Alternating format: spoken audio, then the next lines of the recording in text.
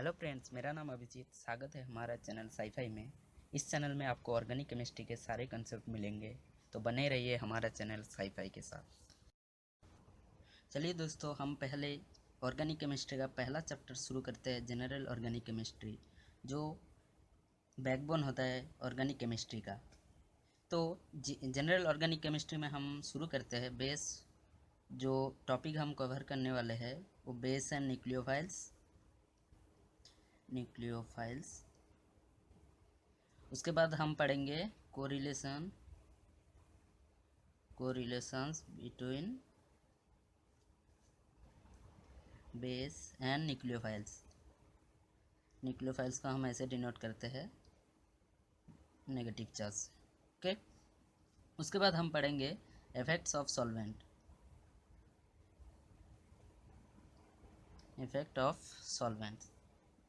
ठीक है। तो इसको कंप्लीट करने के बाद हम शुरू करेंगे सब्स्टिट्यूशन एंड एलिमिनेशन रिएक्शन वगैरह। उसके बाद हम शुरू करने वाले हैं। तो पहला टॉपिक जो है बेस एंड न्यूक्लियोफाइल्स, वो शुरू करते हैं। उसका डेफिनेशन से शुरू करते हैं हम। तो देखते हैं बेस क्या होता है और न्यूक्लियोफाइल्स क्या होता है। Base and nucleophiles. ठीक है दोस्त। तो बेस जो होता है, कोई भी कंपाउंड, ऑर्गेनिक कंपाउंड जिसके पास नेगेटिव चार्ज हो और उसके पास लोन पेयर्स हो। Any compound that contains negative charge और lone pairs are the base. So जैसे कि हम देखते हैं Cl माइनस, Br माइनस, इनमें नेगेटिव चार्ज है तो ये बेसिस है। और लोन पेयर कैरिंग कंपाउंड जैसे कि H2O, इसके पास दो लोन पेयर्स है तो ये भी बेस है। ठीक है। और हम न्यूक्लियोफाइल्स का डेफिनेशन देखेंगे। न्यूक्लियोफाइल्स, उसका भी डेफिनेशन हम सेम, जैसे उसके पास भी नेगेटिव चार्ज होगा, नेगेटिव चार्ज और लोन पेयर्स कैरिंग कंपाउंड। तो दोनों का डेफिनेशन सेम है, क्योंकि all nucleophiles are the bases. कोई भी न्यूक्लियोफाइल्स आप उठाओगे तो वो बेस ही होता है न्यूक्लियोफाइल्स जनरली। तो इनमें हम एग्जांपल सेम ही होगा H2O। ठीक है। तो दोनों सेम है तो हम अलग अलग इसको क्यों पढ़ते हैं? बेस और न्यूक्लियोफाइल्स में अंतर क्या है फिर देखते हैं। तो अभी इन दोनों के बीच में हम डिफरेंस देखेंगे, दोनों का डिफरेंस क्या है। हम दो लाइन लिखते हैं यहाँ पे। ये जो होता है base, it only attack H+। ठीक है। जो बेस हमारा होता है वो H+ को ही अटैक करते हैं। और यहाँ पे nucleophiles, it attacks any compound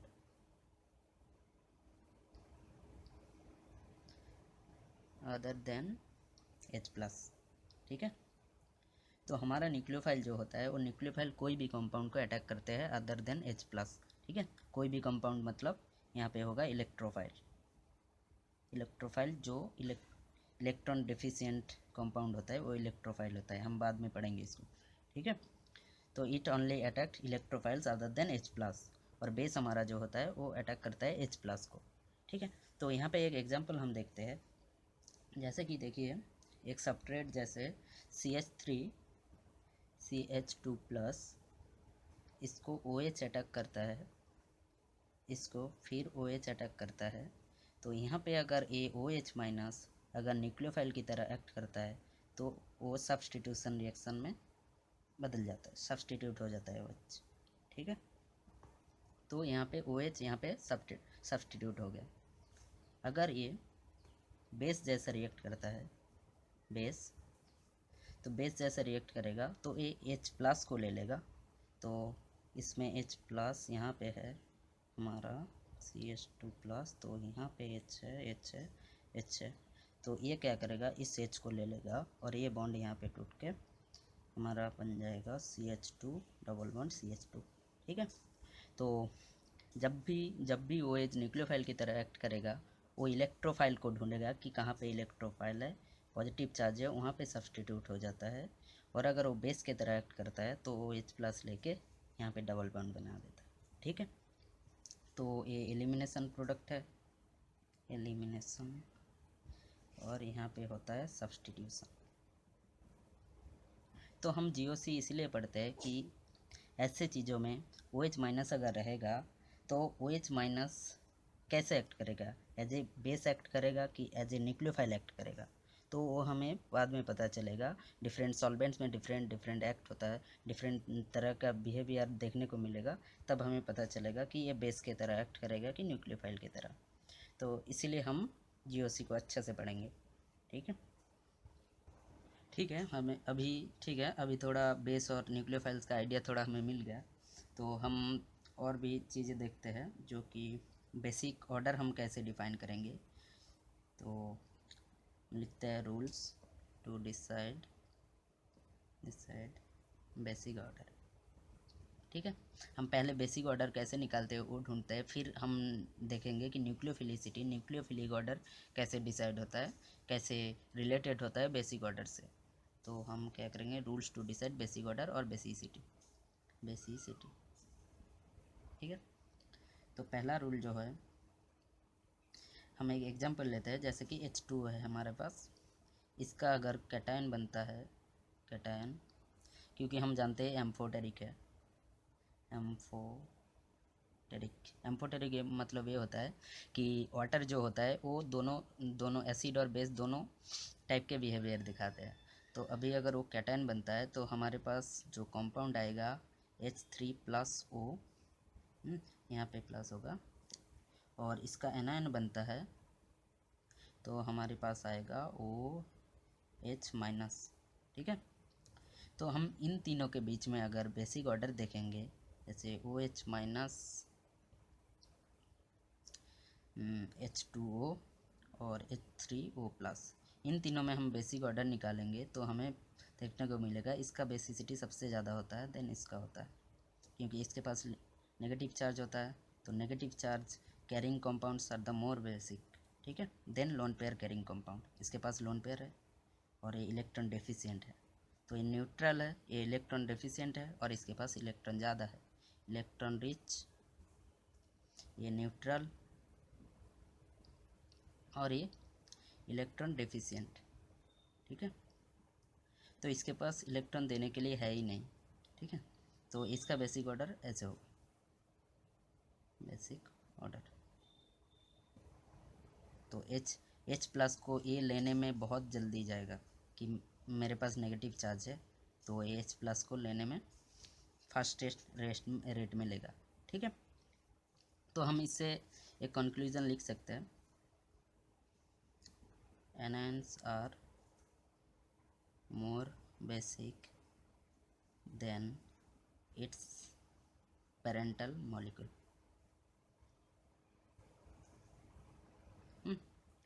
ऐसे लिख सकते हैं, cations are the least basic than its parental molecule. ठीक है, वो आप लिख लोगे। सेकेंड रूल में जाते हैं। सेकेंड रूल में सेकेंड रूल जो होता है वो हम पीरियोडिक टेबल में देखेंगे। इन पीरियोडिक टेबल में दो चीज़ होता है।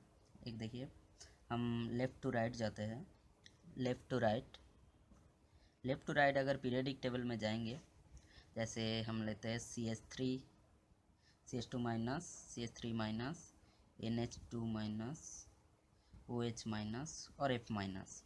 तो ये लेफ़्ट टू राइट है ना, पहले C आता है कार्बन, फिर नाइट्रोजन, फिर ऑक्सीजन, फिर फ्लोरीन। तो इसमें जाते हैं तो हम देखेंगे कि इसका इलेक्ट्रोनेगेटिविटी बढ़ती जाती है, इलेक्ट्रोनेगेटिविटी। तो इलेक्ट्रोनेगेटिविटी क्या होता है, electronegativity is the tendency to attract its own electron. तो इसका अपना जो इलेक्ट्रॉन है और अपना जो नेगेटिव चार्ज है उसको अट्रैक्ट करने का जो टेंडेंसी होता है वो इलेक्ट्रोनेगेटिविटी होता है, और वो सबसे ज़्यादा फ्लोरीन का होता है। तो ये अपना इलेक्ट्रॉन को अपने पास रखने के लिए अट्रैक्ट करेगा हर समय, इसके रेस्पेक्ट में। तो इसका इलेक्ट्रोनेगेटिविटी सबसे ज़्यादा होता है। तो इसका इलेक्ट्रोनेगेटिविटी ज़्यादा होता है तो ये दूसरे को इलेक्ट्रॉन देना नहीं चाहेगा, इसका कम है तो ये दे सकता है इजीली। ठीक है, तो हम इसका बेसिक ऑर्डर जो होगा वो ऐसे होगा, हम ऐसे भी सोच सकते हैं CH3- जो है वो इलेक्ट्रॉन देने इजीली दे देगा, तो इजीली दे देगा मतलब इसके पास H+ जो है वो जल्दी आ जाएगा इसके रेस्पेक्ट में, तो इसके पास H+ अच्छा से आएगा, तो बेसिक ऑर्डर इसका ज़्यादा होगा क्योंकि इसका ज़्यादा टेंडेंसी होगा H+ को लेने का। ठीक है, तो लेफ़्ट टू राइट जाते हैं तो बेसिसिटी हमारा घटती जाती है, तो फ्लोरीन का सबसे कम होगा। देखते हैं 3 number, top to bottom in the periodic table. Top to bottom,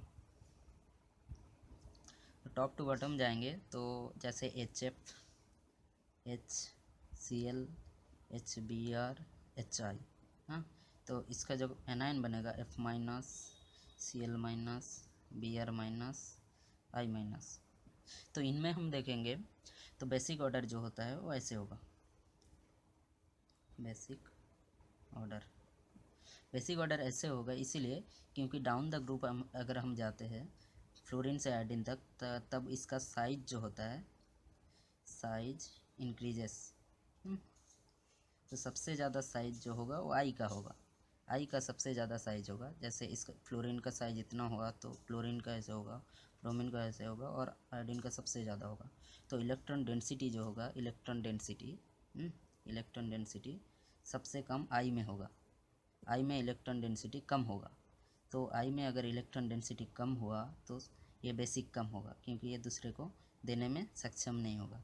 ठीक है, तो एफ के पास ज़्यादा होगा डेंसिटी, इलेक्ट्रॉन डेंसिटी। तो हम इसमें देखेंगे तो बेसिसिटी इसका ज़्यादा होगा क्योंकि इसके पास इलेक्ट्रॉन ज़्यादा डेंसिटी में है इसके रेस्पेक्ट में। ठीक है, तो basicity is decreasing, basicity decreases from top to bottom. Okay, तो हम दो चीज़ लिख सकते हैं यहाँ पे, जैसे बेसिसिटी बी से, basicity is directly proportional to electronegativity, जैसे कि इलेक्ट्रोनेगेटिविटी इसका ज़्यादा है, इसका कम है, तो बेसिक ऑर्डर बेसिसिटी इसका ज़्यादा है, तो डायरेक्टली प्रोपोर्शनल टू इलेक्ट्रोनेगेटिविटी। और यहाँ पे ऊपर वाले में basicity is inversely proportional to electronegativity. ठीक है, इसके बाद हम चौथा टाइप देखेंगे जिसमें जैसे कि ऐसे कोई मॉलिक्यूल रहेगा, ऐसे कोई कंपाउंड NH3, H2O और HF। तो इनमें अब एक चीज़ देख सकते हैं, सारे न्यूट्रल मॉलिक्यूल्स है, सारे न्यूट्रल कंपाउंड है, न्यूट्रल कंपाउंड, सारे न्यूट्रल कंपाउंड है। इन सबके पास एक कॉमन चीज़ है, लोन पेयर्स। इसके पास 2 लोन पेयर्स है, इसके पास 3 लोन पेयर्स है और इसके पास 1 लोन पेयर्स है। तो ऐसा होता है कोई भी न्यूट्रल मॉलिक्यूल होता है उसके पास अगर लोन पेयर रहेगा तो वो ज़्यादा स्टेबल होता है। तो न्यूट्रल मॉलिक्यूल में अगर लोन पेयर्स रहा तो वो ज़्यादा स्टेबल होता है। तो जितना ज़्यादा लोन पेयर्स होगा उतना ज़्यादा वो स्टेबल होगा। तो stability of neutral compound is directly proportional to lone pairs. ठीक है, तो इनमें से सबसे ज़्यादा स्टेबल HF होगा, फिर H2O होगा, फिर NH3 होगा। ठीक है, तो अगर ये सबसे ज़्यादा स्टेबल होगा तो ये रिएक्शन ही नहीं करेगा, ये अपना लोन पेयर किसी को देगा ही नहीं, तो इसका जो बेसिक ऑर्डर होगा, इसका जो बेसिसिटी होगा सबसे कम होगा। ठीक है, अब समझ पा रहे हैं ना, ये अनस्टेबल है ज़्यादा, ये सबसे ज़्यादा अनस्टेबल है। तो अनस्टेबल है मतलब वो स्टेबल होने के लिए दूसरे के साथ रिएक्ट करेगा, तो रिएक्ट करेगा, इसका लोन पेयर देगा किसी को, तो इसका बेसिसिटी सबसे ज़्यादा होगा। तो NH3, फिर आएगा H2O और फिर आएगा HF। तो हम कंक्लूजन लिख सकते हैं कि the as the number of lone pair increases the basicity decreases. ठीक है, बेसिक ऑर्डर, तो बेसिक ऑर्डर जो होगा वो इस inversely proportional to number of lone pair. ये खाली न्यूट्रल मॉलिक्यूल के लिए होता है। ठीक है, चलिए फिर दूसरा देखते हैं और क्या है। अगर कोई नेगेटिव कैरिंग कंपाउंड है, नेगेटिव चार्ज कैरिंग कंपाउंड, जैसे N3-, O2-, F-। ठीक है, तो इनमें इन तीनों में अगर कंपेयर करेंगे हम बेसिसिटी, तो जिसका चार्ज डेंसिटी ज़्यादा होगा उसका बेसिसिटी ज़्यादा होगा। तो basicity directly proportional to charge density. तो चार्ज डेंसिटी सबसे ज़्यादा इनके पास है, फिर ओ के पास, फिर फ्लोरीन के पास। तो नेगेटिव चार्ज डेंसिटी इनके पास ज़्यादा है, तो बेसिसिटी होगा हमारा इस ऑर्डर में। ठीक है, इसके बाद और एक एग्जांपल लेते हैं हम। जैसे हमारे पास कंपाउंड है ऐसे, जैसे कि हमारे पास ये 4 कंपाउंड है। इन 4 कंपाउंड में ऐसे है, ये चारों डोनर्स ग्रुप है। CH3 इसमें 3 डोनर्स ग्रुप है, ये डोनेट करता है, ठीक है, इलेक्ट्रॉन। तो यहाँ पे 2 डोनर्स है, यहाँ पे 1 डोनर्स है, यहाँ पे एक भी डोनर्स नहीं है। तो चारों कंपाउंड है, चारों कंपाउंड में नेगेटिव चार्ज डेंसिटी किस में ज़्यादा होगा? जिसमें डोनर्स ज़्यादा होगा। तो इसमें जो यहाँ पे जो हम इसको मार्किंग करते हैं सेकेंड, थर्ड और फोर्थ। तो पहला जो देखेंगे 3 डोनर ग्रुप है, तो चार्ज डेंसिटी इसका ज़्यादा होगा, चार्ज डेंसिटी इसका ज़्यादा होगा, तो बेसिसिटी बेसिक ऑर्डर भी इस ऑर्डर में हो जाएगा। ठीक है, तो इसको हम बाद में देखेंगे, इसका न्यूक्लियोफिलिक ऑर्डर कैसे बेसिक ऑर्डर के साथ रिलेट होता है, वो बाद में अलग टॉपिक है, वो कोरिलेशंस में। ठीक है, तो ये हो गया। फिर आता है, अगर कोई नॉन मेटेलिक ऑक्साइड है, जैसे कि NH3 N2H4, ये दोनों नॉन मेटेलिक ऑक्साइड है। तो नॉन मेटेलिक ऑक्साइड में जिसका लोएस्ट ऑक्सीडेशन स्टेट होगा वो ज़्यादा बेसिक होगा। जैसे इसमें ऑक्सीडेशन स्टेट हम कैसे निकलते हैं, इसमें डेल्टा पॉजिटिव चार्ज आता है, इसको डेल्टा पॉजिटिव, इसमें डेल्टा पॉजिटिव, तो यहाँ पे 3 नेगेटिव चार्ज आएगा। तो इसका ऑक्सीडेशन स्टेट जो होगा, ऑक्सीडेशन स्टेट वो -3 होगा। इसमें देखिए NH, ठीक है। तो यहाँ पे देखिए ये -2 होगा, ये भी -2 होगा। तो यहाँ पे जो ऑक्सीडेशन स्टेट नाइट्रोजन का है वो है -2। तो जो लोएस्ट ऑक्सीडेशन स्टेट वाला होगा वो ज़्यादा बेसिक होगा।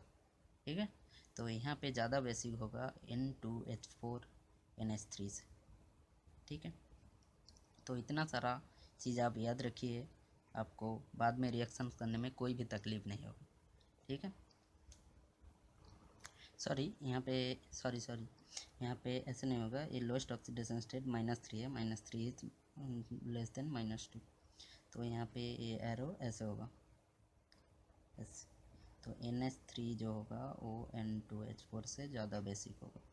ठीक है, तो इतना सारा हो गया, जो हम पहले से दिखाया है उसको और एक बार दिखा देते हैं आपको। तो बेस पढ़ चुके हैं, बेस नेगेटिव चार्ज और लोन पेयर कैरिंग कंपाउंड है, न्यूक्लियोफाइल भी सेम है, बट अंतर क्या है इसमें, इट ओनली अटैक H+ और ये अटैक करता है H+ को छोड़ के बाकी कोई भी कंपाउंड को। तो यहाँ पे एग्जांपल दिखा दिया आपको। फिर हम rules to decide basic order, कोई भी पेरेंटल मॉलिक्यूल है उसका अगर एनायंस बनता है तो वो ज़्यादा बेसिक कैरेक्टर का होता है, और उसका अगर कैटायन बनता है तो वो लिस्ट बेसिक होता है। ठीक है, फिर पीरियोडिक टेबल में आता है लेफ्ट टू राइट, उसमें क्या होता है, इलेक्ट्रोनेगेटिविटी बढ़ती जाती है। इलेक्ट्रोनेगेटिविटी बढ़ती जाएगी तो वो अपना इलेक्ट्रॉन देना नहीं चाहेगा, तो वो कम बेसिक होगा। तो सबसे अच्छा बेस होगा CH3-। ठीक है, फिर टॉप टू बॉटम जाएंगे। टॉप टू बॉटम क्या होता है, टॉप टू बॉटम एप का जो डायमीटर है वो सबसे कम है, और आई का जो डायमीटर है सबसे बड़ा होता है। तो साइज इंक्रीज होती जाती है तो चार्ज डेंसिटी घटती जाती है। चार्ज डेंसिटी घट जाएगी तो कम इलेक्ट्रॉन देना चाहेगा, चार्ज इलेक्ट्रॉन घटेगा तो इलेक्ट्रॉन डेंसिटी ज़्यादा नहीं होगा। तो हम देखेंगे बेसिक ऑर्डर जो होगा वो डायरेक्टली प्रोपोर्शनल टू इलेक्ट्रोनेगेटिविटी का होगा। ठीक है, क्योंकि उसका साइज़ कम है, चार्ज डेंसिटी ज़्यादा है, चार्ज डेंसिटी ज़्यादा है तो ज़्यादा इलेक्ट्रॉन दूसरे को दे पाएगा। ठीक है, फिर इसमें न्यूट्रल मॉलिक्यूल में क्या होता है, जो न्यूट्रल मॉलिक्यूल में लोन पेयर जो होता है वो ज़्यादा स्टेबल होता है। ठीक है, तो ज़्यादा लोन पेयर ज़्यादा स्टेबल, ये ज़्यादा स्टेबल किसी से रिएक्ट नहीं करेगा तो H+ से भी रिएक्ट नहीं करेगा। तो ये ज़्यादा अनस्टेबल है तो H+ को लेना चाहेगा। ठीक है, अपना लोन पेयर H+ को देना चाहेगा तो ये ज़्यादा बेसिक होगा। तो NH3 ज़्यादा बेसिक, फिर H2O, फिर HF। ठीक है, फिर इसमें आता है जो ज़्यादा नेगेटिव चार्ज डेंसिटी जिसमें ज़्यादा होगा उसका बेसिक ऑर्डर उतना ही ज़्यादा होगा। ठीक है, फिर इसमें आता है ज़्यादा डोनर्स ग्रुप होगा, ज़्यादा चार्ज डेंसिटी होगा, ज़्यादा चार्ज डेंसिटी होगा तो ज़्यादा बेसिक होगा। ठीक है, इसमें क्या है, लिस्ट बेसिक, इसमें लिस्ट बेसिक, लिस्ट बेसिक होगा तो इसमें क्या होगा, जो कम ऑक्सीडेशन स्टेट वाला होगा वो ज़्यादा बेसिक होगा। ठीक है, तो यहाँ तक हम ख़त्म करते हैं। उसके बाद हम पढ़ेंगे correlations between base and nucleophiles. ठीक है, तो बने रहिए, अगला वीडियो हम लाएंगे। ठीक है, थैंक यू।